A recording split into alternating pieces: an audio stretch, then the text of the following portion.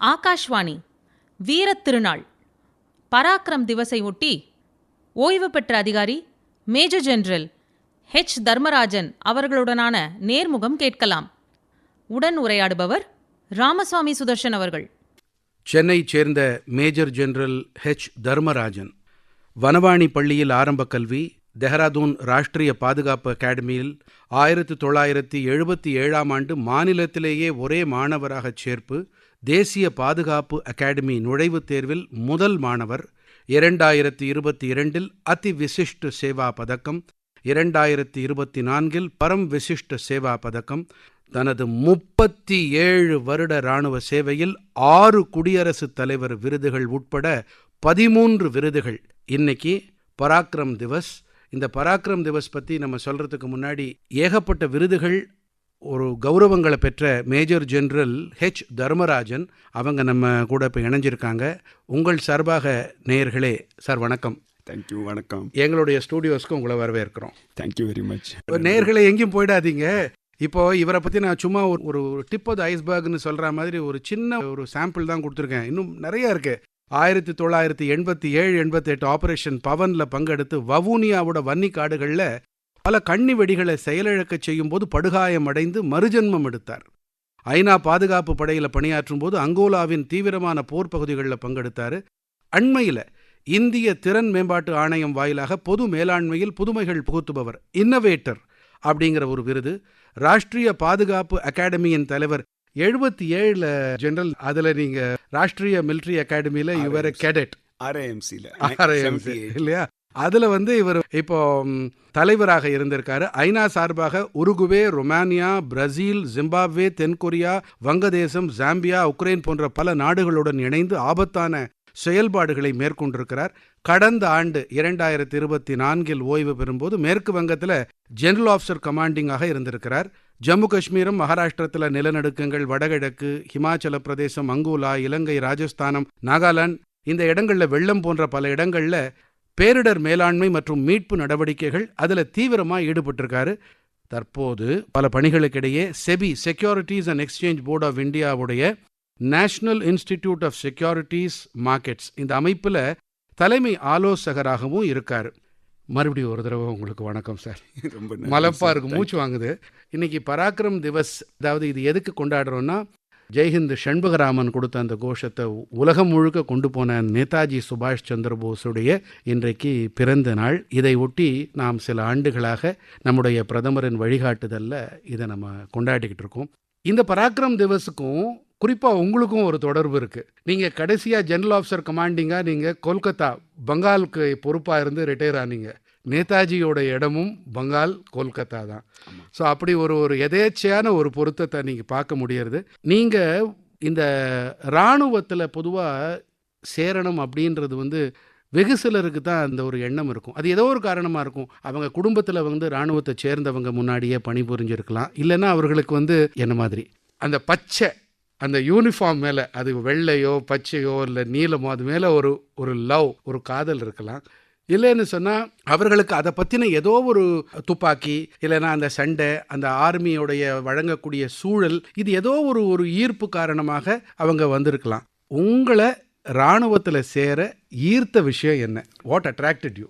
நீங்கள் என்னெல்லாமோ சொல்லியிருக்கீங்க. I mean I am really overwhelmed to begin with. என்னெல்லாமோ மோட்டிவேஷன்ஸ் இருக்கலாம். முதல்ல நான் நீங்கள் நேதாஜி பற்றியும் சொன்னீங்க, கொஞ்சம் அதை பற்றி கொஞ்சம் கனெக்ட் பண்ணலான்னு நினச்சேன். நான் கல்கட்டாவில் இருக்கும்போது முதல்ல இட் வாஸ் வெரி நைஸ். அங்கே பார்த்தானாக்கா நேதாஜி பற்றி எல்லாருக்குமே தெரியும். எல்லா இடத்துலையும் ஸ்டாச்சூஸ் ஆர் தே மேபி அந்த பெரிய கால் அவுட்ஸ் அண்ட் அந்த மாதிரி different places where they used to actually highlight how Netaji had done lots of things. மியூசியமே இருக்காங்க. அண்ட் நம்ம இருக்கிற fort William which was the headquarters of our army there, அங்கேயே ஒரு செல் இருக்குது, நேதாஜி செல்னு. ஸோ அங்கே நேதாஜியை the Britishers had come and locked him up. அங்கே ஒரு ஜெயிலில் ரொம்ப ப்ராப்ளம்ஸ் இருக்கலாம்னு சொல்லிட்டு அங்கே கூட கூட்டின்னு அங்கே பூட்டி வச்சுருந்தாங்க. And they were trying to make him break his fast when he was on hunger fast. அங்கே இருக்கிற ஜெயில், அங்கே கல்கட்டாவில் ப்ராப்ளம் இருந்ததுனாக்கா தேவர் அப்ரியன்சிவ், ஒரு ரிவோல்ட் மாதிரி ஆகலாம் அந்த ஜெயிலுக்குள்ளே. அதுக்கு வேண்டி தேர் brought him inside the army Garrison. So அந்த மாதிரி பார்த்தானாக்கா எவ்ரி நுக் அண்ட் கார்னர் கல்கட்டாவில் ஒரு motivational motivational outlook of Netaji is there, be it Netaji Stadium, Netaji Institute, Netaji Auditorium, and the mari Netaji would nariya motivational outlook is there for the children or for the youth of entire West Bengal. அந்த மாதிரி பார்த்தானாக்கா முதல்ல in 1970s when I was going to Vanavani school as a small boy inside IIT, my father was in IIT அப்போ and மேலே கீழே we used to be going up and down to school and I was in 7th standard அப்போ அப்பா வந்து news பேப்பரில் ஏதோ ஒரு சின்ன ஒரு நியூஸ் பேப்பர் கட்டிங் பார்த்துட்டு கேட்டார் எங்கிட்ட இந்த மாதிரி ஆல் இண்டியா எக்ஸாம் இருக்குது அதுக்கு எழுதுறதுக்கு நீ ரெடியாக இருக்கியான்னு கேட்டார். And as a small boy, we always used to look up and I used to tell him, அதுக்கு என்ன டாடி ப்ராப்ளமே இல்லையா என்ன வேணா இருக்கட்டும் நான் கொடுக்குறேன். And it turned out that this was all India examination for RIMC, Rashtriya Indian Military College. And the RIMC is only one of its kind in the entire country. Dehradunla irukku. And over classலயும் they pick one student from one state approximately. Means 20-25 children in one class naka or class la there will be somebody from Tamil Nadu, somebody from Kerala, from Andhra, from Gujarat, from Jammu and Kashmir, from Manipur, from UP and mari வேற இடத்துல இருந்து ஒரே class ரூம்ல குள்ள அந்த மாதிரி ஒரு chance கிடைக்கும் for participating in a classroom. I mean for being a part of the school. ஆனால் அதுக்கு வேண்டி ஒரு காம்படிட்டிவ் எக்ஸாம் வைக்கிறாங்க and this is twice a year. இப்போ கூட அதே மாதிரி தான் நடந்துட்டு இருக்கு. And it's so happened I went for the examination. அப்போ கூட எனக்கு தனியாக வேறு பஸ்ஸை பிடிச்சிட்டு வேறு ஒரு முக்கில் Tamil Nadu public service commission wherever somewhere அங்கே அடையாறுலேருந்து இது வரைக்கும் வரதுக்கு நான் பஸ்ஸு பிடிச்சிட்டு அங்கே வந்து எக்ஸாம் எழுதினதுக்கு அப்புறம் இன்டர்வியூ வச்சாங்க. 7th ஸ்டாண்டர்டில் வந்து interview we were supposed to go to Fort Saint George கோட்டையில் வந்து ஒரு big panel. And for me it was very strange. அந்த மாதிரி ஒரு 7ஆம் கிளாஸ் பையனுக்கு வந்து இன்டர்வியூ எல்லாம் வச்சுட்டு 4-5 பேர் ஒரு பெரிய டேபிளில் வந்து என்னெல்லாமோ கொஸ்டின் கேள்வி, எங்கே கவர்னர் எங்கே இருக்காரு, அதெல்லாம் ராஜ்பவன் அண்ட் இந்த மாதிரி கொஸ்டின்ஸ் என்னெல்லாமோ படிக்க சொன்னாங்க. It was quite interesting. The long and short of it was I was selected from Tamil Nadu as the only candidate from Tamil Nadu. And till then I actually didn't know anything about the army. Though my fathers, both the brothers, Brigadier Venkateshwaran and Brigadier Mani, both became brigadiers later on. And then I had not seen them in uniform. But they were also very keen that I join apparently. I was not aware. என்கிட்ட அப்பா வந்து வெறும் இந்த சொன்னார், இந்த மாதிரி news பேப்பரில் all India exam இருக்குது அதில் எழுதுறியான்னு கேட்டார். Now, once I went to Dehradun, for me it was முதல்ல I was going to North India. I was going to Hindi speaking area. I was going in winter in January. I was going in extreme cold conditions and I was traveling alone for 3 nights, 2 nights journey, GT Express அப்போலாம் இங்கே டெல்லிக்கு போகிறதுக்கு 2 ராத்திரி ஆகும். So but I was always ready for anything new adventure. நீங்கள் 7ஆம் class படிக்கும்போது இந்த எக்ஸாம் நீங்கள் எழுதினீங்க, தேர்வு எழுதினீங்க. ஆனால் அது அங்கே போய் ஜாயின் பண்ணுறது ராஷ்ட்ரிய இந்த மிலிட்ரி அகாடமி RIMCக்கு, அதில் நீங்கள் 8ஆம் கிளாஸ் ஜாயின் பண்ணீங்களா? ஆமாம். ஸோ அப்போ நீங்கள் இருக்கிறச்சு அப்போ SSLC இருந்திருக்கும் இல்லையா? 11th correct. It was only till 11th. 5 years அங்கே 11th அண்ட் 11th அப்புறம் NDA எக்ஸாம் எழுதிட்டு and you had to NDA வந்து 4 yearsா? 3 yearsா இருந்தது அப்போ. 3 years. So அதாவது 12th was not necessary. ஆமா necessary இல்ல. ஆமா, it was not compulsory. It was not there also. நம்ம ஸ்கூல்லயே இருக்கல. We were finishing 11th and joining NDA. அப்போ நீங்கள் எல்லாரும் பொதுவாக இப்போ சாதாரணமாக ஒரு இது கிராஜுவேஷன் முடிக்கணும் அப்படின்னா SSLC 1 வருஷம், PUC அதுக்கப்புறம் 3 வருஷம் கிராஜுவேஷனாக நீங்கள் 1 வருஷம் முன்னாடியே கிராஜுவேஷன் முடிச்சிருப்பீங்க. ஆமாம் இல்லையா? That's true. And that is one of the reasons நிறைய பேர் வந்து RIMC ஜாயின் பண்ணுறதுக்கே பார்க்குறாங்க.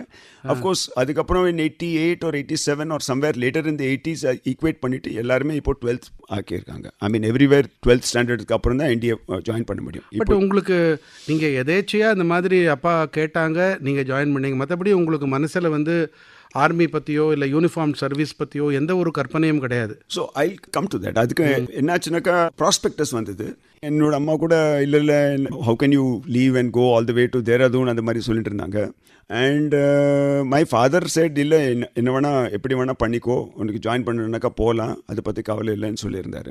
So with that kind of an outlook when I saw the prospectus எனக்கு I was really overwhelmed with the seeing அந்த மாதிரி ஃபெசிலிட்டிஸ், அங்கே என்னெல்லாமோ ஆக்டிவிட்டீஸ் இருக்கிற எல்லா ஆக்டிவிட்டீஸ் எல்லாம் இருக்குன்னு நான் ஒத்த காலம் நிறுத்திட்டு அப்புறமா நான் வந்து இல்லை அம்மா கிட்ட போகணும்னு எல்லாம் சொன்னேன்.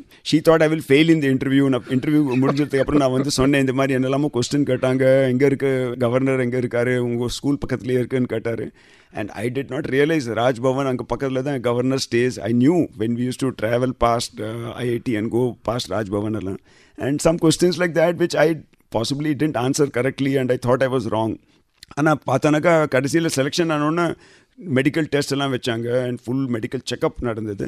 மெடிக்கல் செக்கப்பில் கூட it was MH military hospital மெட்ராஸில் தான். It was like medical checkup பண்ணிக்கலாமேன்னு போனோம். It was not that I was going to join. அது கிளியர் ஆனோன்னு இந்த டெலிகிராம் வந்தது. அப்போல்லாம் டெலிகிராம் இந்த மாதிரி you have been selected and you should join. So அம்மாவுக்கு ஒரே கவலை. But then she did not want to say no. நீங்கள் தான் ஒரே இஷ்யூவா? இல்லை we are 3 brothers and 1 sister. All of them are in the US. I am the only one over here now. But so they were all in the school. Vanavani school தான் அங்கே IIT-குள்ளே தான் படிச்சுட்டு இருந்தாங்க. And so what happened was after joining RIMC, that is the place where you suddenly saw a range of alumni. அப்படின்னா அங்கே படித்தவங்க எல்லாருமே chief எல்லாம் ஆயிட்டு, general Thimayya, general Bewoor, chief of the army staff. அதே மாதிரி இப்போ கூட ரீசெண்டாக இப்போ ஜெனரல் பத்மநாபன் இங்கே அடையாரில் இருந்தார். He is also ex RIMC.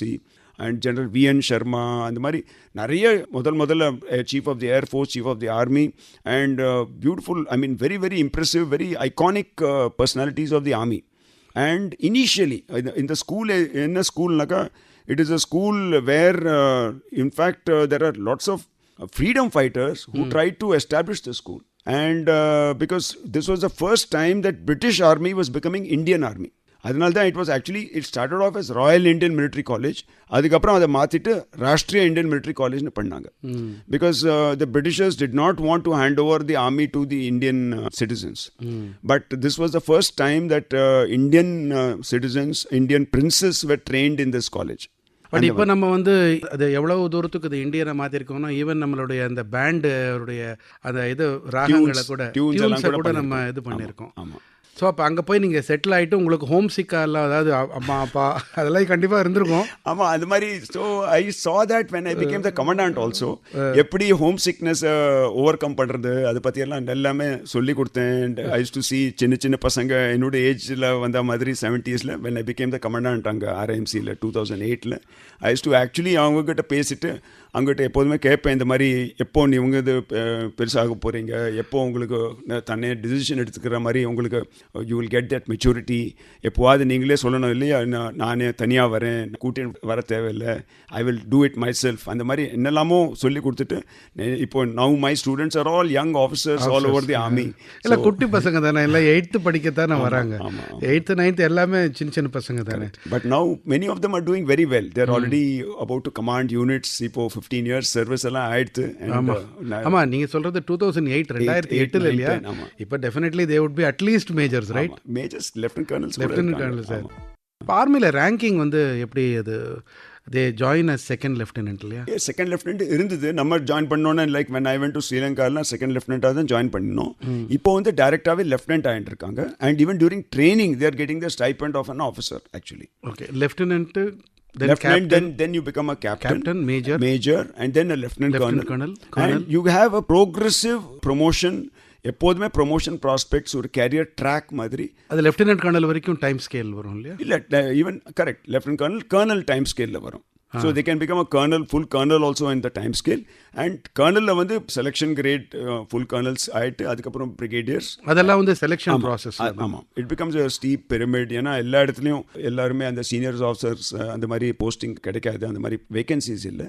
But opportunities எக்கச்சக்கமாக, you will get all sorts of opportunities for progression, for improvement, for enhancement and for getting tremendous exposure. இப்போ அந்த நீங்கள் ராஷ்ட்ரிய மெடிக்கல் மிலிட்ரி காலேஜில் வந்து நீங்கள் 8th ஸ்டாண்டர்டில் ஆரம்பிச்சு ஆமாம் டில் அதுக்கப்புறமா NDAக்கு தனியாக அங்கே அது அதுவும் கடக்வாசலா இல்லையா? NDA கடக்வாசலா. அதுக்கப்புறம் IM இந்தியன் மிலிட்ரி அகாடமி திருப்பியும் தேராதூன். இப்போ இது வந்து உங்களுக்கு எவ்வளோ நாள், நீங்கள் எவ்வளோ வருஷம் நீங்கள்? 5 years. ஒரு 5 years கோர்ஸ் டேராடூனில். அப்போ அது படிக்கும்போது அட் எனி பாயிண்ட் ஆஃப் ஏதோ ஒரு கட்டத்தில் வந்து போயிடலாமா அப்படின்னு தோணியிருக்கா? To be honest I will say home sickness எல்லாருக்கும் வரும். அண்ட் முதல்ல நானே டிசிஷன் எடுத்திருக்கேன். அதனால எனக்கு ரொம்ப தயக்கமாக இருந்தது. I will not say anything to my parents that I'm feeling சிக்னு அந்த மாதிரி ஒரு வாட்டி கூட நான் சொல்ல போகிறதில்ல. It is my decision, therefore I have to remain. First year ஃபுல்லாக அந்த மாதிரி முடித்தேன். தென் ஃபஸ்ட் இயர் முடிஞ்சதுக்கப்புறம் என்னோடய அம்மாவுக்கு என்னெல்லாமோ கொஞ்சம் சர்ஜரி இதெல்லாம் இருந்தது. அண்ட் ஐ வாஸ் திங்கிங் நான் வீட்டில் இருந்திருக்கணும், அம்மா பார்த்துக்கிறதுக்கு எப்படி இந்த மாதிரி என்னெல்லாமோ சீரியஸாக இருக்காங்க எல்லாம் நினச்சிட்டு I was feeling very bad. And then I went up to the commandant once and இந்த மாதிரி சொன்னேன். இவங்களுக்கும் ரொம்ப கவலையாகிடுது இங்கே அம்மா அப்பாவுக்கும். அதுக்கப்புறம் என்னை கூப்பிட்டுட்டு காட்டாங்க, நம்மளை பற்றி எதுக்கு கவலைப்படுற, அதெல்லாம் that is totally not required. அப்போ ஃபோன் வசதி எல்லாம் கூட என்னென்னா இதுதான் மொபைல்லாம் கரெக்ட், அதெல்லாம் ஒன்றுமே கிடையாது. அப்போது நிறைய லெட்டர்ஸ் வாரம் கம்பல்சரியாக லெட்டர்ஸ் எழுதணும். அண்ட் என்னோட அங்கிள் அங்கே இந்த டெல்லியில் இருந்தாங்க அப்போது, the one who was in the army. He came and மெட் me and then he reinforce that confidence. And நீங்கள் சொல்கிற மாதிரி ஆக்சுவலி நிறைய பேருக்கு இந்த மாதிரி மனசில் எப்போதுமே நிச்சயமாக இந்த மாதிரி ஒரு தாட் வரும், இந்த மாதிரி ரொம்ப கஷ்டமாக இருக்குன்னு. பட் ஆர்மியில் ஒரு ஸ்டேட்மெண்ட் இருக்குது, when the going gets tough, the tough get going. அப்படின்னாக்கா இன்னும் the more it gets tough, the more you want to overcome the toughness. And அதாவது நேர்களே, இப்போ மேஜர் ஜெனரல் நம்மகிட்ட சொன்னதோடைய பொருள் என்னன்னா, எப்பொழுது சூழ்நிலை நிலைமை வந்து கடுமையாக தீவிரமாக இருக்கிறதோ, தீவிரமான கடுமையானவர்கள் அவர்கள் சுலபமாக முன்னேறுவார்கள் அப்படிங்கிறது தான். அதாவது நாம் நம்ம தயார் நிலையில் கடுமையாக தீவிரமாக ஒரு தாங்கு திறன் இருக்கிறவங்களாக மாற்றிக்கணும் அப்படிங்கிறது தான் அதனுடைய ஒரு சாராம்சம். Very nice. இப்போ உங்களுடைய நீங்கள் ஜாயின் பண்ணி இந்த 4 ஆண்டுகள்லாம் இது பண்ணீங்க. அப்போ நிறைய ஆப்பர்ச்சுனிட்டிஸ் நடுவில் நிறைய வாய்ப்புகள்னு சொன்னீங்க நீங்கள். இப்போது பல இளைஞர்கள் பல்வேறு கட்டங்களில் பல்வேறு நிலைகளில் நீங்கள் சொல்கிற மாதிரி இல்லாமல் அவர்கள் வந்து 10ஆம் வகுப்பு இல்லை 12ஆம் வகுப்பு மட்டும் படிச்சிருக்கலாம், இல்லைன்னா கிராஜுவேட்டாக இருக்கலாம், பொறியியல் பட்டதாரியாக இருக்கலாம், மருத்துவ பட்டதாரியாக இருக்கலாம். இப்படி பல்வேறு நிலைகளில் பல்வேறு முறைகளில் அவங்க வந்து இராணுவத்தோட, இராணுவம்னா இது வந்து நம்ம 3 படைகள் 4 படைகளையும் சொல்லலாம். கோஸ்ட் கார்டு, எல்லையோர காவல் படை, இதையும் சேர்த்து சொல்லலாம், கடலோர காவல் படையும். அப்போது அதில் எப்படி அவங்க நுழையலாம்? அதை ஏன் வந்து இன்னைக்கு இருக்கிற சூழ்நிலையில் ஒரே கேள்வி, இன்னைக்கு இருக்கிற சூழ்நிலையில் ஏகப்பட்ட கோர்சஸ் ஏகப்பட்ட வாய்ப்புகள் இருக்கிற இடத்துல இராணுவத்தில் இளைஞர்கள் ஏன் சேரணும், ஏன் சேர விருப்பப்படணும்? நீங்கள் சொல்கிற கொஸ்டின் இஸ் ரொம்ப இம்பார்ட்டன்ட் கொஸ்டின். அண்ட் அதில் நிறைய ஃபேஸஸ் இருக்குது. முதல்ல நான் என்ன சொல்ல வரேன்னாக்கா, ஆர்ம்ட் ஃபோர்ஸஸ் இஸ் லைக் நம்ம நேஷனோட சிம்பிள் மாதிரி இருக்குது. ஏன்னா it encompasses every facet of our entire country. எல்லா ரீஜன்ஸும் என்கம்பாஸ் ஆகுது, எல்லா டிசிப்ளின்ஸும் அதுலேயே என்கம்பாஸ் ஆகுது. அது பார்த்தோன்னாக்கா சில பேர் வந்து விரும்புகிறாங்க, இந்த மாதிரி நான் வந்து I want to do some kind of activity which doesn't involve studies, அந்த மாதிரி கூட நினச்சிக்கிறாங்க. இந்த மாதிரி ஸ்டடீஸ் இல்லைன்னு, அந்த மாதிரி எல்லாம் இல்லை. ஐ மீன் ஆர்மியில் கூட ஆர்ம் ஃபோர்ஸஸில் கூட நிறைய படிப்பு இருக்கும். அந்த மாதிரி யோசிக்கக்கூடாது, இந்த மாதிரி நான் வந்து ஜாயின் பண்ணாக்கா எனக்கு படிக்கிறதுக்கு தேவையே இல்லை, அந்த மாதிரியெல்லாம் யோசிக்கக்கூடாது. But on the other hand சில பேர் வந்து இன்ஜினியர் ஆகணும், டாக்டர் ஆகணும், கம்யூனிகேஷன்ஸில் போகணும், இந்த மாதிரி சிவில் இன்ஜினியர் ஆகணும், மெக்கானிக்கலில் போகணும். இல்லாட்டி சில பேர் வந்து they want to go only for gun fighting or they want to do some weapon training, அந்த மாதிரி யோசிக்கிறாங்க. ஆனால் அதை தவிர கூட you have supplies, logistics, supply chain management, ordnance, repairs, garages, அந்த மாதிரி பல விதமான டிசிப்ளின்ஸ் ஆர்மியில் எவ்ரி வெரைட்டியில் ஆர்மிலையும் இருக்குது. சேம் வே ஏர்ஃபோர்ஸ், நேவி எல்லாம் பார்த்தானாக்கா அதுலேயும் எக்கச்சக்கமாக disciplines இருக்கு, where you can actually do not only flying, even in the army, navy, air force, இப்போ even in coast guard la kuda flying இருக்கு, flying branch இருக்கு. So that is one in terms of the disciplines. So experiences கிடைக்கிறதுக்கு any variety of experience, even if you want to look at even sports, adventure, அந்த மாதிரி கூட என்னெல்லாமோ disciplines இருக்கு. இப்போ இன்னைக்கு பார்த்தானாக்கா ஒலிம்பியன்ஸ்ல கூட there are so many different Olympians, there are even paraplegic Olympians who have actually come up from the army and the armed forces. அது மாற்றுத்திறனாளிகளாக இருக்கக்கூடிய திவ்யாங்குன்னு சொல்கிறோமே, அதில் இருக்கிறவங்க, இராணுவத்தில் இருக்கிறவங்க, அவர்கள் ஒலிம்பிக்ஸில் வந்து அவங்க பங்கெடுத்து அவர்கள் பதக்கங்களை வென்றிருக்கிறாங்க அப்படிங்கிறது தான் நீங்கள் சொல்கிறதோடைய இது. பட் இப்போது இராணுவத்தில் இணையணும் அப்படின்னா இளைஞர்களுக்கு நீங்கள் என்ன வழிகாட்டுதல் நீங்கள் அளிக்க முடியும்? ஸோ இராணுவத்தில் ஜாயின் பண்ணுறதுக்கு என்ரோல் பண்ணுறதுக்கு there are lots and lots நிறைய அவென்யூஸ் இருக்குது. வேறு விதமானவும் இருக்குது. இந்த மாதிரி வேறு லெவல்ஸ்லேயும் இருக்குது. இப்போது ஸ்கூல் விட்ட உடனே அந்த மாதிரி சில பேரெல்லாம் ஜாயின் பண்ணுறாங்க. National defence academy, Indian naval academy, air force academy, அந்த மாதிரி வேறு அகாடமிஸ் டைரெக்டாகவே ஜாயின் பண்ணலாம். இல்லாட்டி ட்ரைனிங் முடிச்சுட்டு கொஞ்சம் கேம்பஸில் கிராஜுவேஷன் முடிச்சதுக்கப்புறம் கூட there are also campus placements for graduates also. அதாவது நீங்கள் பொறியியல் படிப்பு அப்புறமா மருத்துவ படிப்பு இதெல்லாம் படித்ததுக்கு அப்புறமா கூட ஜாயின் பண்ணலாம். ஆமாம், அது மாதிரியும் இருக்குது. அதை தவிர there are some of them who join as jawans. ஜவானாக ஜாயின் பண்ணிவிட்டு ஒரு சோல்ஜராக ஜாயின் பண்ணிவிட்டு கூட அவங்களுக்கும் இது மாதிரி அவென்யூஸ் எல்லாம் கொடுத்துட்டு யாராவது கொஞ்சம் ரொம்ப பிரைட்டாக இருந்தானாக்கா ஆஃபீஸர் கார்டர் மாதிரி ஆகணும்னு யோசிச்சானாக்கா அவங்களுக்கும் அந்த மாதிரி அவென்யூஸ் எல்லாம் கிடைக்கலாம். ஸோ அவங்களுக்கும் எக்ஸாம்ஸ் எல்லாம் இருக்கும். அந்த மாதிரி படிச்சுட்டு அந்த எக்ஸாம்ஸ் கிளியர் பண்ணினாக்கா and they can also get on to become an officer. And the avenues you get to see the entire country. அந்த மாதிரி யாருக்குமே அந்த மாதிரி சான்ஸே கிடைக்காது. நம்ம பார்க்குற இடம் right at the border, right at the Pakistan border, China border, all over the world பார்க்குற சான்சஸ் எந்த மாதிரி நம்மளுக்கு ஆர்மியில் கிடைக்கிறதோ இல்லை ஆர்ம் ஃபோர்ஸஸில் கிடைக்கிறதோ அந்த மாதிரி I don't think anybody can replicate the manner in which anybody can get such a opportunity to see the rest of the entire, I mean, our wonderful country. But அப்போ அந்த குடும்பத்தோடு இருக்க முடியுமா இல்லை குடும்பத்தை விட்டு அவர்கள் பிரிஞ்சு இருக்க வேண்டியிருக்குமா? There are lots and lots of avenues இன்னைக்கு. குடும்பமோடு இருக்கிறது, like my wife has been there in practically almost all the places that I have served. சில நேரத்துக்கு வந்து ஈவன் இன் ஜம்மு அண்ட் காஷ்மீரில் இல்லாட்டா நார்த் ஈஸ்டில் ரொம்ப ரிமோட் ஏரியாஸில் கூட எப்படியாவது கொஞ்சம் அரேஞ்ச்மெண்ட்ஸ் எல்லாம் பண்ணிவிட்டு at least for some time some of the families come. Field ஏரியாஸில் கொஞ்சம் sometimes it might be limited time frame. But ஆனால் most of the other stations where ஆர்மியோட ஒரு வே ஆஃப் லைஃப் ஒரு கென்டோன்மெண்ட்டில் கூட அந்த கென்டோன்மெண்ட்குள்ளே schools, medical facilities for the families, avenues for the families, நம்ம ஃபேமிலிஸில் கூட நிறைய பேர் என்னெல்லாமோ டெவலப் ஆகிட்டு very nicely they have actually come up in a beautiful way, the families. Inniki today there are equal male female opportunities for both. அந்த மாதிரி women இன் காம்பேட்டில் கூட நிறைய பேர், I mean women in the army, in the arm forces in uniform நிறைய இடத்துல participate பண்ணுறாங்க, எல்லா இடத்துலையும் வர்றாங்க. இப்போது ஒரு கருத்து, அவர்கள் வந்து ஒரு கடுமையான ஒரு வாழ்க்கை முறை அப்படிங்கிற ஒரு விஷயம் வந்து எவ்வளோ தூரத்துக்கு அது வந்து இப்போ சிவிலியன் வாழ்க்கைன்னு பார்க்குறோம். சிவிலியன் வாழ்க்கைக்கும் இராணுவ வாழ்க்கைக்கும் மலைக்கும் மடுவுக்கும் இருக்கக்கூடிய ஒரு வித்தியாசம்தான். அப்போ அந்த கடுமையான வாழ்க்கை முறைங்கிறது எந்த கடுமைனா நீங்கள் உங்களுடைய அகராதியில் என்ன அர்த்தம் டிக்ஷனரியில்? ஸோ கடமை is actually duty is a very strong it's a way of life. It is like sometimes ஒரு டாக்டரோட டியூட்டி பார்த்தானாக்கா எப்படி எப்போ வேணால் ஒரு டாக்டரை வந்து கூப்பிடலான்னு இருந்தானாக்கா, அதே மாதிரி ஒரு சோல்ஜர் வந்து 24/7 365 he is likely to be considered on duty. எப்போ வேணால் கூப்பிட்டா கூட நேஷ்னல் சர்வீஸ், ஏதாவது எனிமி இல்லாட்டா ஒரு த்ரெட் அந்த மாதிரி இருந்தானாக்கா எப்போ வேணால் கூப்பிட்ற மாதிரி. இப்போ லீவில் இருந்தால் கூட டக்குன்னு கூப்பிட்டானாக்கா இமீடியட்டாக அந்த சோல்ஜர் வந்து டியூட்டியில் வரணும்னு சொன்னாக்கா they will leave everything and immediately join duty. That is the first part. The second part of the duty is ஒரு commitment இருக்கு, ஒரு sense of determination to deliver. என்ன வேணால் ஆகட்டும், ஃப்ளட்ஸ் இருக்கட்டும், சுனாமி இருக்கட்டும், அர்த்குவேக் இருக்கட்டும், ஆனால் அங்கே போயிட்டு அந்த டியூட்டி பண்ணணும் இருந்தானாக்கா அது there is nothing that will stop the soldier in being able to complete his செய்யணும்னா செய்யணும். ஆமாம், அவ்வளோதான். அந்த மாதிரி ஆமாம், அந்த சான்ஸே கிடையாது. பிகாஸ் அன்லைக் சிவிலில் வந்து சிலப்போ இல்லை இந்த மாதிரி சேல்ஸ் டார்கெட் அந்த மாதிரி ஏதாவது சொன்னாக்கா சரி இது பண்ண முடியலன்னு சொன்னாக்கா அது that may be one school of thought.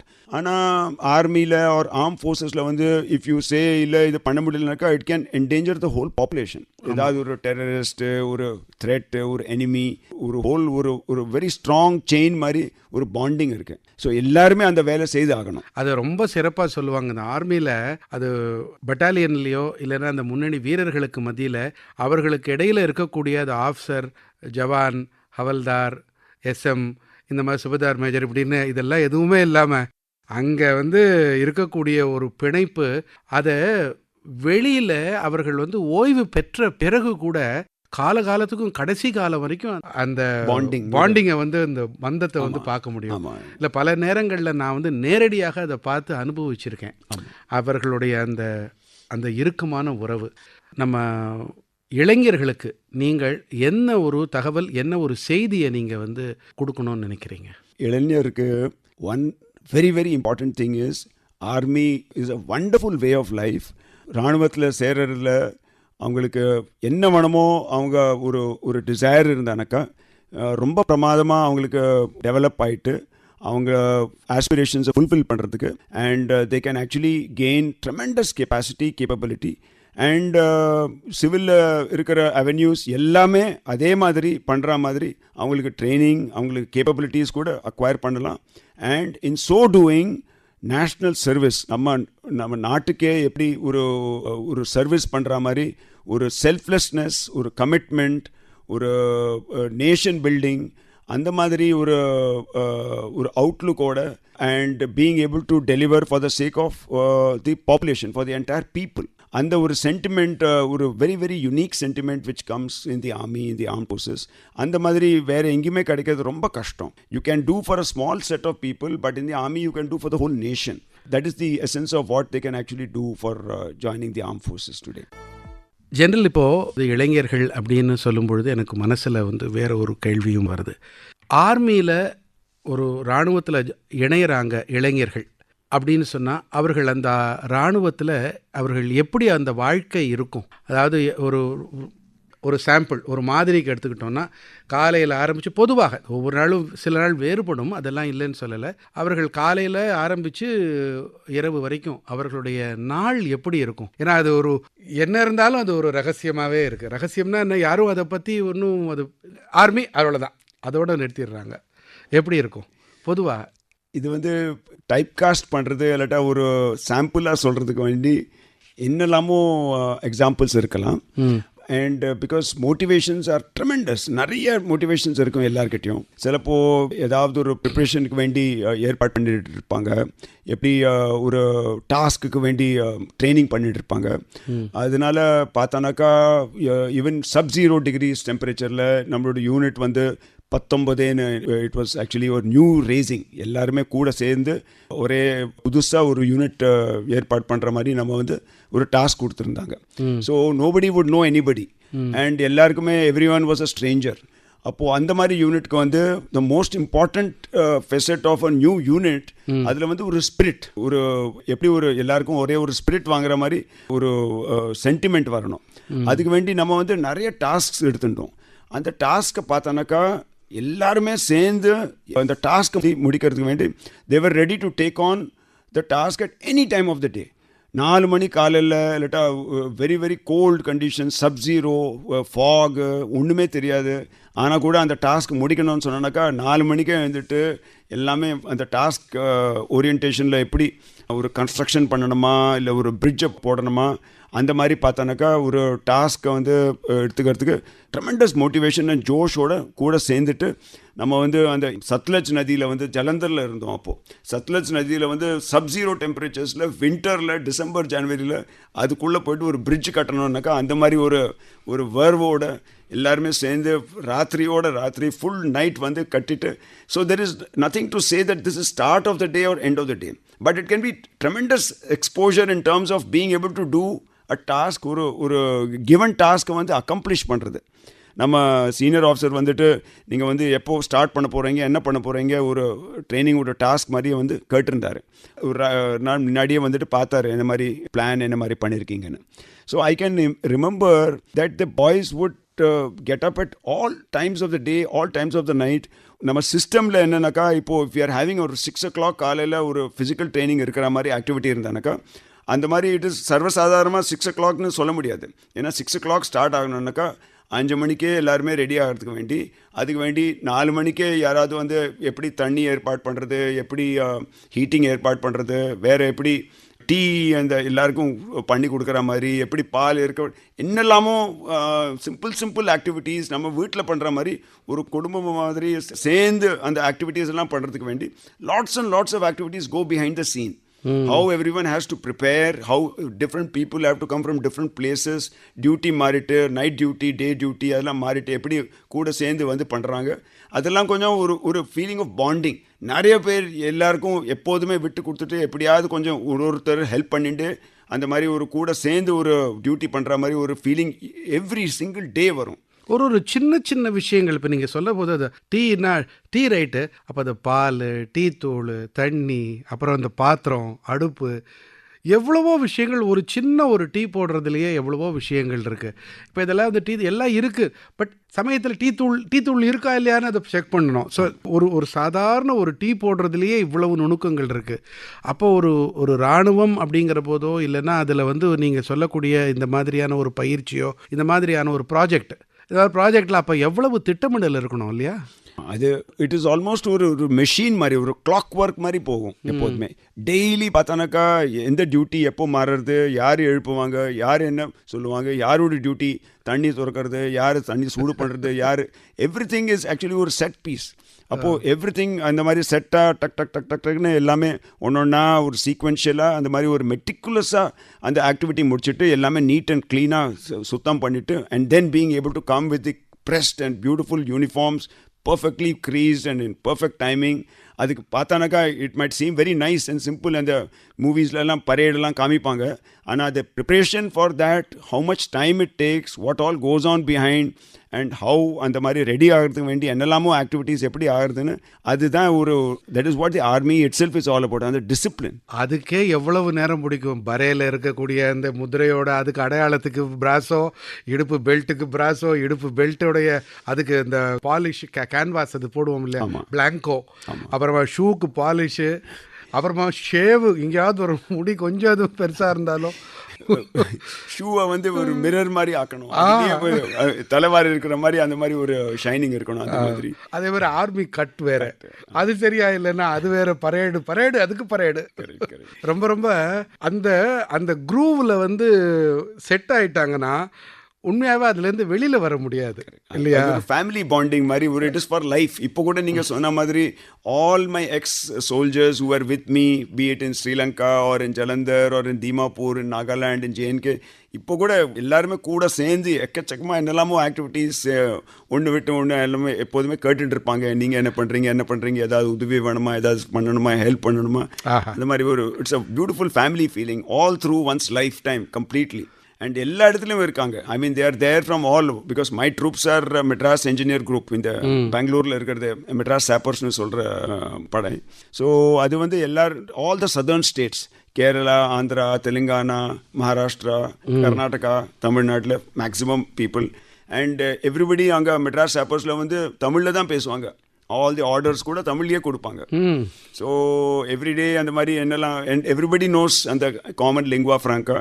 And daily அந்த மாதிரி ஆர்டர்ஸ் எல்லாம் ரொம்ப ஒரு ஹோம்லி ஃபீலிங் மாதிரி இருக்கும்.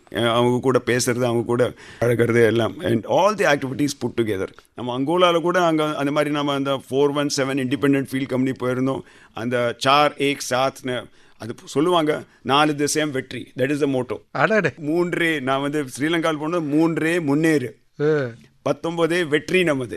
அந்த மாதிரி நம்ம மோட்டோஸ் வில் ஆல்சோ பி தமிழ்லேயே போட்டிருப்பாங்க. அது ஒரு பாண்டிங்கை வந்து இன்னும் ஐடென்டிஃபிகேஷன், அடையாளப்படுத்தல், அது கூட அப்போ இன்னும் ஒரு அதிகமாக இருக்கும். ரொம்ப க்ளோஸ். நேர்களே, இதை கேட்டுக்கிட்டு இருக்கக்கூடிய இளைஞர்களே, இப்போ அது வந்து ஒரு சின்ன குடும்பத்திலேருந்து போகக்கூடியவர்கள், அங்கே வந்து இராணுவம்ங்கிற ஒரு பெரிய குடும்பம் அவர் சொல்லும் பொழுது எனக்கு உண்மையாகவே அப்படியே எனக்கு காதல் ஒரு கனவு அது வந்து அப்படியே என் கண்ணு முன்னாடி விரிஞ்சுது. அவ்வளவு சுவாரஸ்யமாக அங்கே அந்த குடும்ப உறவுகள் போன்ற ஒரு பிணைப்பு, ஒரு பந்தம், ஒரு பாசம், அது வந்து அவர்கள் பணி செய்யக்கூடிய நேரத்தில் மட்டும் இல்லாமல் பணி ஓய்வுக்கு பிறகும் கூட அது தொடருது. மேஜர் ஜெனரல் சொல்கிறது மட்டும் இல்லாமல் பல இடங்களில் அதை கண்கூடா நீங்கள் வந்து கொஞ்சம் உற்று கவனிச்சிங்கன்னா, இராணுவ ஓய்வு பெற்ற வீரர்களோட பேசும் பொழுது அவர்களுடைய தொடர்புகள் எவ்வளவு ஆழங்கால் பட்டது அப்படிங்கிறத நீங்கள் உணர்வீங்க. ரொம்ப நன்றி இந்த ஒரு பாண்டிங் பற்றி சொன்னது, because bonding is something very special. General, இப்போது நீங்கள் வவுனியா அந்த வன்னி காடுகளில் இலங்கை இந்த ஆப்ரேஷன் பவன் அப்படிங்கிறது 1987 88 அதில் நீங்கள் பங்கெடுத்தீங்க. மறுஜென்மம், மறுபிறப்பு நீங்கள் எடுத்திருக்கிறீங்க. அது என்ன? அது நிறைய சோல்ஜர்ஸ்க்கு இந்த மாதிரி ஆகலாம் அண்ட் நிறைய சோல்ஜர்ஸ்க்கு இந்த மாதிரி எக்ஸ்பீரியன்ஸும் இருக்கலாம். ஸோ அந்த மாதிரி பார்த்தானாக்கா for me also it was just ஒரு one experience. I would say நிறைய untold stories of unknown soldiers இருப்பாங்க. நிறைய தைரியமாக என்னெல்லாமோ வேலை பண்ணுறாங்க, கேலண்ட்டாக பண்ணுறாங்க. சில பேருக்கு அந்த மாதிரி ரெக்கக்னிஷன் கிடைக்கிறது. எனக்கு என்ன ஆச்சுனாக்கா, நான் வந்து நிறைய யூனிட்ஸோடு நான் வந்து ஆப்ரேஷன் பண்ணிகிட்டே இருந்தேன். So I was very lucky that several instances ரொம்ப ரொம்ப க்ளோஸாக இருந்தது. என்னோட கால் பிளாஸ்ட் ஆகிருக்கும், என்னோட கை பிளாஸ்ட் ஆகிருக்கும், கண்ணு பிளாஸ்ட் ஆகிருக்கும். அந்த மாதிரி என்னெல்லாமோ ரிஸ்க் எடுத்துகிட்டு இருக்கும்போது we were repeatedly removing whole lot of mines and explosives and the IEDsனு சொல்லுவாங்களே, எக்ஸ்ப்ளோசிவ் டிவைசஸ்னு, இம்ப்ரவைஸ்டுன்னு. அண்ட் ரொம்ப சக்ஸஸ்ஃபுல்லாக இருந்தோம். அப்போ தான் என்னை வந்து பேராட்ரூப்பர்ஸோட ஒரு டீப் இந்த ஜங்கிள், அந்த வன்னி ஜங்கிள்ஸ் முல்லைத்தீவுலேருந்து கீழே வரத அந்த அலம்பில் அந்த அந்த இடமெல்லாம் இருக்குது. இப்போ கூட இப்போ டூரிஸ்ட் ஸ்பாட் மாதிரி அங்கே கூட்டிகிட்டு போகிறாங்க ஒரு கைடு மாதிரி. அந்த இடத்துல போயிட்டு அவங்க கேம்போட எல்டிடியோட கேம்ப்புக்குள்ளே போகணுன்னு அந்த மாதிரி ஒரு டாஸ்க் இருந்தது. இப்போது அந்த மாதிரி சுச்சுவேஷனில் வந்து ஃபயர் ஃபைட் எல்லாம் ஸ்டார்ட் ஆகிடுது. அண்ட் நம்ம வந்து அந்த ஃபயரெல்லாம் ஓப்பன் பண்ணினோன்னா அவங்க வந்து ஓடுறதுக்கு பார்த்தாங்க. And we were actually giving them hot chase, ஒரு பர்சூட் மாதிரி பண்ணிட்டு இருந்தோம். அப்போது நம்ம ஆள் தான் மெட்ராஸ் என்ஜினியர்ஸ்னாக்கா அவங்க வந்து எல்லாருமே வே ஃபார்வர்ட் பண்ணுறதுக்கு வந்து அந்த சுரங்கெல்லாம் எடுத்துகிட்டு அவங்க வந்து போகிறதுக்கு வேண்டி நம்ம இன்ஃபென்ட்ரி வந்து நம்ம பின்னாடியே வந்துட்டுருக்கோம். எங்கெல்லாம் நம்ம வந்து மைன்ஸ் எல்லாம் எடுக்கிறோமோ அந்த வழியாகவே அவங்க வந்து சேஸ் பண்ணுற மாதிரி பண்ணிட்டு இருந்தோம். நம்ம முன்னாடி அந்த மாதிரி வேலை பண்ணிட்டு இருக்கும்போது அப்போ தான் ஒரு பிளாஸ்ட் ஆயிருக்கு. பிளாஸ்ட் ஆச்சு. ஏன்னாக்கா இட் இஸ் அன்லைக்லி இந்த மாதிரி நம்ம முன்னாடியே கொஞ்சம் ஆள் சர்ச் பண்ணிகிட்டே போயிட்டு இருந்தாங்க. ஆனால் கூட பிளாஸ்ட் ஆச்சுனாக்கா மேபி அவங்க வந்து ரிமோட்டாக பிளாஸ்ட் பண்ணியிருப்பாங்களா இல்லை நம்மளை பிடிக்கிறதுக்கு வேண்டி பண்ணியிருந்தாங்களான்னு எப்படி பண்ணாங்கன்னு தெரியாது. I was very I would say blast ஆனோன்னு நம்ம 2 ஆஃபீஸர்ஸை மட்டும்தான் டார்கெட் பண்ணியிருந்தாங்க. நான் முன்னாடி இருந்தேன். எனக்கு பின்னாடி இன்னொரு ஜென்ரல் ஆஃபீஸர், அவர் வந்து டார்ஜிலிங் பக்கத்தில் மேஜர் ஜெனரல் பிடி ராய்னு அவரும் கூட இருந்தார், கேப்டனாக இருந்தார். அப்போது நம்ம 2 பேரும் அந்த பிளாஸ்டில் அடிபட்டோம். தூக்கி நம்மளை வந்து அந்த ட்ராக்லேருந்து ஜங்கிளில், வெரி திக் ஜங்கிள், 1 மீட்டர் கூட தெரியாது அந்த ஜங்கிளில் தூக்கி போட்டது. ஆனால் I was very lucky in many ways. 22 splinter வந்து என்னை வந்து அடிச்சுட்டு, சில ஸ்ப்ளிண்டர் கால் ஒரு சைடில் போயிட்டு இன்னொரு சைடில் வந்தது, கையிலையும் போயிடுது அந்த மாதிரி. அண்ட் ஸ்பைன் வந்து ரொம்ப க்ளோஸாக இருந்தது. ஸ்பைன் டச் பண்ணியிருந்தானாக்கா அப்போதே நான் வந்து பேராப்ளீஜிக்காக இருப்பேன். என்னோடய லங் வந்து பங்க்சர் ஆகிடுது, ரிப் வந்து ஃப்ராக்சர் ஆகிடுது. அண்ட் அதுக்கப்புறம் ஹார்ட் எக்ஸ்ரே எடுத்தோன்னே என்னை வந்து ஹெலிகாப்டர் வந்து எடுத்துன்னு போயிட்டு அங்கே வவுனியா ஒரு மெடிக்கல் ஃபெசிலிட்டியில் கூட்டின்னு போனாங்க. மழை பெஞ்சிட்டு இருந்தது. என்னை வந்து ஃபுல்லாக ட்ரெஸ்ஸிங் எல்லாம் பண்ணிவிட்டு என்னோடய தம்பிகள் எல்லாம் என்னெல்லாம் போட்டு ட்ரெஸ் எல்லாம் அழிச்சிட்டு பேண்டேஜ் எல்லாம் போட்டோன்னு ஜங்கிளில் எல்லாருமே நம்ம வந்து 13ஆவது நாள் சாப்பாடு இல்லாததுக்கு அது வந்து we were carrying man pack rations and the 13th day was the time when it happened on 27th of August. அப்போது தான் அந்த இன்சிடென்ட் ஆச்சு. நேர்களை இப்போ இவர் சொல்லும் பொழுது இன்ஃபென்ட்ரி காலாட்படை பின்னாடி வருதுன்னா அப்போ இவர்கள் யார் அப்படின்னா, இவர் மெட்ராஸ் ரெஜிமெண்ட், மெட்ராஸ் என்ஜினியர்ஸ்னு சொல்லக்கூடிய இதில் சாப்பர்ஸ்ன்னு முன்னாடி 2-3 தடவை சொன்னாங்க. சாப்பர்ஸ் அப்படிங்கிறது இந்த கண்ணி வெடிகளை இவர்கள் வந்து வைப்பாங்க. எதிரிகள் வைச்ச கண்ணி வெடிகளை இவங்க வந்து அதை அகற்றுவாங்க. அப்படி அகற்றும் பொழுது தான் இவர்கள் அதனால் காலாட்படையோ இல்லை வேறு எந்த படையோ போகிறதுக்கு முன்னாடி இவர்கள் அந்த இடத்துல அந்த களத்தை, அந்த பனி நிலத்தை வந்து இவர்கள் வந்து அந்த மைன்ஸ், அதாவது கண்ணி வெடிகள், கிளேமோர் மைன்ஸ் இல்லையா, கிளேமோரும் இருந்தது. அந்த மாதிரி இம்பாக்ட் மைன்ஸ், ப்ரெஷர் மைன்ஸ், அந்த மாதிரி வேறு வேறு விதமான பல்வேறு வகையான அந்த கண்ணி வெடிகளை வந்து அதை அதை வந்து அகற்றும் பணி முதல்ல இவர்கள் அதை அகற்றின பிறகு தான் காலாட்படையோ இல்லை வேறு எந்த ஒரு படையுமோ இல்லைன்னா ஆயுதப்படையோ ஆர்டிலரியோ அவர்கள் எல்லாருமே இவர்கள் போய் அதை களத்தை வந்து அவங்க சுத்தப்படுத்தணும், சானிடைஸ் பண்ணிட்டு அதற்கு பிறகு தான். அப்படி செய்யும் பொழுது தான் 1987-88 இவர் வந்து இந்த மாதிரி ஒரு தீவிரமான படுகாயம் அடைந்து தான் திரும்பி வந்தீங்க. இதுதான் அவங்களுடைய அந்த சம்பவம். So what I wanted to say was, அந்த நேரத்தில் வவுனியா ஹாஸ்பிட்டலில் கூட்டின்னு போனோன்னே எனக்கு நிறைய ப்ளீடிங் எல்லாம் ஆயிருக்குன்னு சொன்னோன்னே அப்போ தான் ஒரு 30 பேர் நம்ம யூனிட்லேருந்து வந்தாங்க பிளட் டொனேஷன் பண்ணுறதுக்கு. எல்லாருமே நீளமாக க்யூவில் நின்றுட்டு இல்லை நான் கொடுக்குறேன். இதுதான் அந்த பந்தம், இதுதான் இப்போ நான் இருந்தேனாக்கா அங்கே 30 பேரோட யாரோட ரத்தம் என்னோட உடம்புல ஓடுறதுன்னு கூட சொல்கிறதுக்கு ரொம்ப கஷ்டம். அண்ட் ஆல்சோ அதுக்கப்புறம் தான் ஆல்மோஸ்ட் 6 months லேட்டர் டாக்டருக்கே இந்த மாதிரி பிலீவ் பண்ண முடியல. ஒரு ஸ்ப்ளிண்டர் வந்து லங் பங்க்சர் பண்ணிவிட்டு ஹார்ட்டுக்குள்ளே போயிட்டு ஹார்ட்லேயே 3 millimeters from the cavity நின்றுருக்கு. For some reason it stopped, it didn't go inside the heart. Doctor கார்டியாலஜிஸ்டே என்கிட்ட கேட்டார். அப்புறமா ஒரு தமிழ்காரர் தான், பிரிகேடியர் ராஜன், அப்போ அங்கே கர்நாடக ராஜனாக இருந்தார், எனக்கு ஆப்ரேஷன் பண்ணுறதுக்கு வேண்டி. அவர் கேட்டார் இந்த மாதிரி எப்படிப்பா உனக்கு என்ன மாதிரி ஃபீலிங் ஆச்சு, அந்த மாதிரி ஸ்பிளிண்டர் ஏன் அந்த மாதிரி நின்றுடுது, எனக்கு எப்படி தெரியும், எனக்கு அடித்ததே தெரியாது, எனக்கு காலில் அடித்தது, தலையில் அடித்தது, கையில் அடித்தது தான் எனக்கு வலிச்சது, இது வந்து அப்போதே எனக்கு தெரியல என்ன அடிச்சிருக்குன்னு. அண்ட் அந்த மாதிரி ஒரு very very very fortunate I would say. And அதுக்கப்புறம் ஹார்ட் சர்ஜரி பண்ணிவிட்டு அந்த வந்து ஸ்பிளிண்டரை எடுத்துகிட்டு அதுக்கப்புறம் தான் வந்து they stitch me up all over again. That was much later. அப்போ கூட பண்ணலை. அது கூட அவர் கேட்டார் எப்படி பிளட் லாஸ் எல்லாம் ஆயிருக்குமே உள்ளே, சிலப்போ ஹார்ட்டே அந்த மாதிரி ஒரு சுச்சுவேஷன் ஹார்ட் பம்ப் பண்ண முடியாது, ஏன்னா heart is gets filled with blood outside the heart. அந்த மாதிரி ஹார்ட் வந்து வெளியில் ப்ளீட் பண்ணிதுனாக்கா அது வந்து ஹார்ட் பீட் பண்ணுறதுக்கு சான்ஸே கிடையாது அந்த மாதிரி. So I was very very fortunate and I was lucky. Maybe அப்போது மழை பெஞ்சுன்றது, அதுக்கு வேண்டி பிளாஸ்டிக்கில் கவர் பண்ணியிருந்தாங்க என்ன. நான் திருப்பியும் பிளாஸ்டிக் எடுத்தேன் so that they don't think that I am a dead பாடின்னு. But that help me retain ஹீட்னு சொன்னார் டாக்டர். அப்புறமா அந்த ஹீட்னால you are surviving for some more time and by the time the helicopter came. மழையில் வந்து helicopter வருமானு கூட அது வேற ஒரு இது இருக்கு. அண்ட் தேர் கூட அந்த ஒரு bonding. The person who evacuated me with helicopter was my mate in NDA, national defence academy, ஏர்ஃபோர்ஸில். அவரும் ஒரு தமிழ்காரர் தான். ஜெனரல், இப்போது ஏதாவது ஒரு சுவாரஸ்யமான சம்பவம் உங்களுடைய இந்த 37 ஆண்டுகள் இராணுவ பணி வாழ்க்கையில்? So many different experiences to talk about, and பார்த்தானாக்கா I would say that some of the most selfless activities நம்ம யூனிட்டில் நம்ம ஜவான்கள் பண்ணுறது, எப்படி அவங்க வந்து day night cold or heat or extreme temperature, sub zero என்ன வேணா இருந்தால் கூட எப்படி அவங்க வந்து ஒரு வேலை கொடுத்த வேலை வந்து பண்ணி முடிச்சு தான் ஆகணும்னு வச்சுட்டு எப்படி அந்த வேலையை பண்ணி முடிக்கிறாங்க. That is something extraordinary to C everywhere. எங்கே போனாலும் அந்த மாதிரி ஒரு ஃபீலிங். UN மிஷனுக்கு அங்கோலாவுக்கு போனோம், அந்த மாதிரி கூட அங்கேயும் நிறைய மைன்ஸு, ப்ளோன் அப் பிரிட்ஜஸ் என்னெல்லாமோ இருந்தது. அங்கே கூட வந்துட்டு இட்ஸ் ஆல்மோஸ்ட் ஒரு லைன் ஆஃப் கண்ட்ரோலோட ஏரியா மாதிரி. அங்கே கூட வந்துட்டு அந்த மாதிரி மைன் கிளியரன்ஸ், அந்த மாதிரி பிரிட்ஜ் கன்ஸ்ட்ரக்ஷன் ரொம்ப ரொம்ப பிரமாதமாக வேலை பண்ணிவிட்டு அவங்க வந்து கிளியர் பண்ணினாங்க.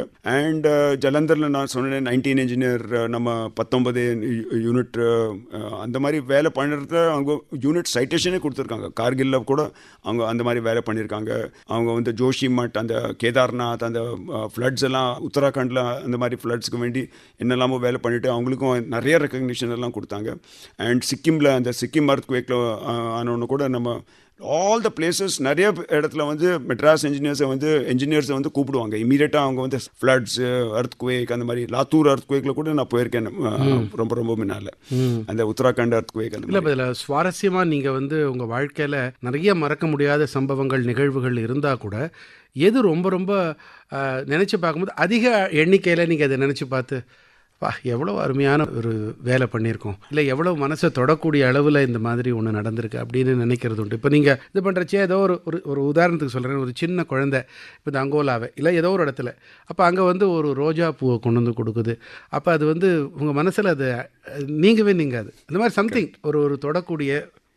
So that is a very unique experience நான் சொல்லுவேன். இந்த மாதிரி நம்ம நாட்டில் வந்து நம்ம இந்தியன் ஆர்மியை வந்து ரொம்ப ரொம்ப பாராட்டுறாங்க, ரொம்ப ப்ரவுட், பெருமையாக இருக்குது. இந்த மாதிரி ஃபீலிங் எல்லாம் பார்த்தேனாக்கா நான் அதே மாதிரி ஒரு கோர்ஸ்க்கு போயிருந்தேன். நான் வந்து யுனைடெட் ஸ்டேட்ஸில், US அண்ட் அங்கே வேறு இடத்துல எல்லாம் போயிட்டு பார்த்தோம். அவங்களே கூட்டிகிட்டு போனாங்க. ஒரு வருஷம் லாங் கோர்ஸ் ஃப்ரம் 2010 to 2011 அங்கே கோர்ஸ் பண்ணியிருந்தேன். அப்போது கிராண்ட் கேனியனில் போயிருந்தோம். அங்கே கிராண்ட் கேனியனில் போகும்போது ஒரு கும்பல் of Indian tourist had come over there. They came and they saw me. அங்கே வந்து கேட்டாங்க, நீங்கள் வந்து இந்தியன் ஆர்மியா, தேங்க்யூ ஃபார் யுவர் சர்வீஸ். அவங்க அந்த மாதிரி பெருமைப்பட்டாங்க. இந்த மாதிரி நீங்கள் வந்து எல்லா இடத்துலையும் நீங்கள் வந்து என்னெல்லாமோ பண்ணுறீங்க, ரொம்ப ரொம்ப தேங்க்ஸு, நீங்கள் இல்லாட்டானாக்கா நம்ம நாட்டில் என்ன மாதிரி இருக்கும் அந்த மாதிரி. So I was suddenly thinking, நம்ம நாட்டில் எந்த மாதிரி சென்டிமெண்ட் எப்போதுமே எல்லாரையும் எல்லா இடத்துலையும் பார்ப்பாங்க. இங்கே வந்து ஃபாரின் லேண்டில் கூட நம்ம இந்தியன் சிட்டிசன்ஸ் வந்துட்டு நம்ம வந்து கை கூட்டிட்டு அப்புறமா they are shaking hands with me and feeling very proud and all of them wanted to take photographs. I was feeling really touched. இந்த மாதிரி ஃபாரின் நேஷனில் கூட இந்த மாதிரி இந்தியன் ஆர்மிக்கு இந்த மாதிரி ஒரு இது இருக்குது. And another situation I would like to say, இந்த மாதிரி அங்கோலாவில் நான் சொன்னேன்னு நம்ம வேலை பண்ணிட்டு இருக்கும்போது நிறைய ஃபாரின் கண்டிஞ்சன்ட்ஸ் எப்போதுமே நம்ம இந்தியன் ஆர்மியோட ஒரு ஜோஷ், அந்த மாதிரி ஒரு ஸ்பிரிட், அந்த determination to finish a work, day and night finish பண்ணுற மாதிரி ஒரு ஒர்க்கு பார்த்துட்டு நம்ம சீஃப் என்ஜினியர் கூட who was in charge was from Brazil. அவரே பார்த்துட்டு நீங்கள் என்னப்பா பிரிட்ஜ் கட்டணும்னு சொன்னோன்னே அடுத்த நாளே கட்டி முடிச்சிடுறீங்கன்னு கேட்டார். ஈசட் நானே வந்து பார்க்க போகிறேன், நீங்கள் வந்து எப்படி இந்த மாதிரி கட்ட முடியும், நிறைய டைம் ஆகுமே, நீங்கள் வந்து டக்குன்னு கட்டி முடிச்சிடுறீங்களே. And he just won't believe. அதனால அவர் வந்து சைட்டுக்கே வரேன்னு சொல்லிட்டு வந்து பார்த்தாரு. அண்ட் அதுக்கப்புறம் நம்ம புக்லேயே எழுதியிருக்காரு இந்த மாதிரி. பிரிட்டிஷ் ஆர்மி கூட எழுதியிருக்காரு இந்த மாதிரி. அந்த புக்கு கூட மியூசியமில் கொடுத்துருக்கோம். British army would have to be push to do as good as you people are doing. அந்த மாதிரி அவங்களே புஷ் பண்ணினது தான் நம்ம லெவலுக்கு கூட ரியல் ப்ரொஃபஷனல் ஆர்மி. உண்மையாகவே பெருமிதம் பொங்க ஒவ்வொருத்தரும் அதை அனுபவித்து சொல்லணும். Real professional army, probably the best army as for us professionalism is concern அப்படின்னு சொன்னால் அது இந்தியன் ஆர்மி தான். இன்றைக்கி அதனோட மதிப்பை வந்து நீங்கள் குறைக்கவெல்லாம் ட்ரை பண்ணலாம். மற்ற இதில் வந்து ஏதோ அந்த ரேங்கிங் இந்த ரேங்கிங்னு போட்டால் கூட ப்ரொஃபஷனலிசமுக்கு நம்மளை அடிச்சுக்கிறதுக்கு இன்றைக்கி யாருமே கிடையாது. ஒவ்வொரு இந்தியரும் பெருமைப்பட வேண்டிய விஷயம். நிறைவாக நம்ம இந்த நேர்காணலுடைய நிறைவு கட்டங்களை நெருங்கும் பொழுது நீங்கள் பல்வேறு நாடுகளுக்கு போயிருப்பீங்க. இப்போ இந்த பல்வேறு நாடுகளுக்கு போகிறது அப்படிங்கிற வாய்ப்பு இராணுவத்தில் சேர்றவங்களுக்கு கிடைக்குமா, இல்லைன்னா சில பேருக்கு தான் கிடைக்குமா? இராணுவத்தில் நீங்கள் சொன்ன மாதிரி இந்தியன் ஆர்மிக்கு வந்து நிறைய ரெஸ்பெக்ட் இருக்குது ஆல் ஓவர் தி வேர்ல்டு. அதனால யுனைடெட் நேஷன்ஸ் வந்து நிறைய இடத்துல வந்து இந்தியன் ஆர்மி தான் வந்து வேலை பண்ணணும்னு திருப்பியும் கூப்பிட்டுட்டே இருப்பாங்க. And one of the largest contributing countries in all United Nations missions is India. அதனால் இந்தியன் கண்டிஞ்சன்ஸ் கூப்பிட்டானாக்கா ஆல்மோஸ்ட் ஒரு கியூ மாதிரி நின்றுட்டு இருக்கும் எல்லா இடத்துலையும். இஃப் யூ சி நிறைய இடத்துல வந்து யுனைடெட் நேஷன்ஸ் மிஷன் இருக்குது. இப்போ கூட காங்கோவில் இருக்குது, லெபனானில் இருக்குது, சிரியாவில் இருக்குது, வேறு இடத்துல எல்லாம் யூஎனில் கூப்பிட்டுட்டே இருப்பாங்க. அது வேறு கண்டிஞ்சன்ட் கோர்ஸ். கண்டிஞ்சன்ட்னாக்கா ஆல் ஜவான்ஸ், ஜேசிஓஸ், ஜூனியர் ரேங்க்ஸ், சீனியர் ரேங்க்ஸ் எல்லாருமே கூட போவாங்க. அண்ட் அதை தவிர ஆஃபீஸர்ஸ்க்கு வேண்டி ஒப்சர்வர்ஸாக, ஸ்டாஃப் ஆஃபீஸர்ஸாக and all UN missions all over the world திருப்பியும் கூப்பிட்டுட்டே இருப்பாங்க. வேகன்சிஸ் வந்துட்டே இருக்கும், திருப்பியும் கூப்பிட்டுட்டே இருப்பாங்க. அண்ட் அதை வந்து கண்டினியூஸாக ரொட்டேஷன் ஆகிட்டே இருக்கும். அண்ட் பிகாஸ் அது வந்து பர்மனெண்ட் போஸ்டிங் மாதிரி இல்லை. சம்டைம்ஸ் 6 months, சம்டைம்ஸ் 1 year, 1 yearக்கு அப்புறம் நம்ம வந்து அங்கோலாக்கு போனோம்னா திருப்பியும் எக்ஸ்டெண்ட் பண்ணாங்க. சோமாலியா, அந்த மாதிரி ரவாண்டா, அந்த மாதிரி வேறு மொசாம்பிக் எங்கெல்லாம் பிரச்சனைகள் இருக்கோ அந்த இடத்துல பிரச்சனைகளுக்கு நம்ம வந்து ஒரு கண்காணிப்பு குழு மாதிரி. கரெக்ட். ஸோ அந்த மாதிரி இருக்கிறத chances for anybody who joins the army to go abroad or several, numerous. சரியான வேலை கமிட்மெண்ட்டோட பண்ணாக்கா நிச்சயமாக அவங்களுக்கு சான்ஸ் கிடைக்கும் for going abroad in some way or the other. அது ஒன்று படிக்க போகலாம், இல்லைன்னா இந்த மாதிரி பணியாற்ற போகலாம். ஆமாம். ஸோ 2 வகையிலையும் போகலாம். இல்லை, there is also one more training exercises நிறைய இருக்குது. பணி மட்டும் இல்லாமல், படிப்பு மட்டும் இல்லாமல் பயிற்சிக்கும். ஆமாம். ஸோ 3 ஞாபகம் வச்சுக்கோங்க. பணி, பயிற்சி அண்ட் படிப்பு 3 வகையிலையும் இராணுவத்தில் பணியாற்றினா அயல் நாடுகளுக்கு போய் நம்மளை மேலும் நம்ம மெருகேற்றிக்க முடியும், நமக்கு மேலும் அனுபவங்களை ஈட்டிக்க முடியும். அப்படிங்கிறது தான் இன்றைக்கி மேஜர் ஜெனரல் ஹெச் தர்மராஜன் அவர்கள் நமக்கு கொடுத்துருக்கக்கூடிய ஒரு நல்ல செய்தி. நேயர்களே, இதுவரைக்கும் மேஜர் ஜெனரல் ஹெச் தர்மராஜன், தமிழரான இவர் மிக உயர்ந்த பதவியான மேஜர் ஜெனரல், இதுக்கு அடுத்தது லெஃப்டினன்ட் ஜெனரல், அப்புறம் ஜெனரல் தான், சீஃப் ஆஃப் ஆர்மி ஸ்டாஃப் தான். ஸோ அப்படிப்பட்ட ஒரு பதவியிலிருந்து கடந்த ஆண்டு ஓய்வு பெற்று இன்றைக்கி வந்து பல வளமான அனுபவங்களை நம்மோட பகிர்ந்துக்கிட்டு இருக்காரு. நேயர்களே, உங்கள் சார்பாக நெஞ்சார்ந்த நன்றிகள். வணக்கம் சார். தேங்க்யூ. வணக்கம். வீரத் திருநாள் பராக்கிரம் திவஸையொட்டி ஓய்வு பெற்ற அதிகாரி மேஜர் ஜெனரல் ஹெச் தர்மராஜன் அவர்களுடனான நேர்முகம் கேட்டீர்கள். உடன் உரையாடியவர் ராமசுவாமி சுதர்ஷன் அவர்கள். படைப்பு சென்னை வானொலி நிலையம்.